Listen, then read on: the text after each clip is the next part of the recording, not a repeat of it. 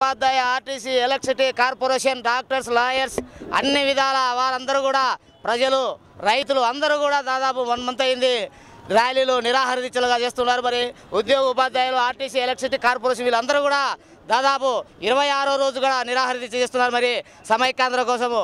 అదేవిధంగా మరి ఈరోజు ఆర్టీసీ వాళ్ళందరూ 2 యూనియన్ల వాళ్ళు national Mazdoor union employees union 2 యూనియన్లు కలిసి కూడా ఆర్టీసీ బస్ స్టాండ్ నుంచి డిఆర్డీఏ లాయర్స్కు సంఘీభావంగా చెప్పి ఇక్కడ 7 రోడ్ తరగతి మానవహారంగా వచ్చినారు. ఈ అంతా కూడా మేము రాష్ట్ర సమైక్య పరిరక్షణ వేదికగానే ఈ ఉద్యమంతో కూడా జరుగుతుంది. రాష్ట్రం నుంచి మరి అన్ని విధాలుగా జరుగుతుంది. మరి ఈ ఉద్యమానికి ఖచ్చితంగా మేము ముందరికి పోయేదానికి సిద్ధంగా ఉన్నాం. వెనక్కి భయపడే ప్రసక్తి లేదు. మరి రేపు కడప గర్జన అని మేము ప్రోగ్రాం పెట్టినాము. కొన్ని అన్ని కారణాల వల్ల మేము మార్చుకోవడం జరిగింది.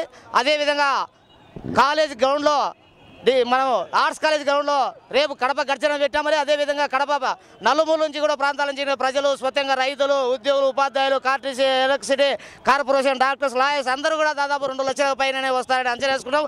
లేదా 5 లక్షల జనం కూడా వచ్చేదానికి ఆస్కారం ఉంది. మరి ఇది అందరికీ సమైక్య బాధ్యతగా అందరూ తన వంతు కర్తవ్యంగా మేము చేస్తాం, చేయి కలిపి మేము ముందరకు వస్తామని ఫోన్లు చేయడం జరుగుతుంది. మరి ఆ సభను విజయవంతం చేయాల్సిన బాధ్యత మా అందరిపైన ఉంది. కాబట్టి రేపు ఉదయం 9 గంటల నుంచి 12 గంటల వరకు ఆర్ట్స్ కాలేజ్ సభను ఉదయం సక్సెస్ చేసుకున్నాం.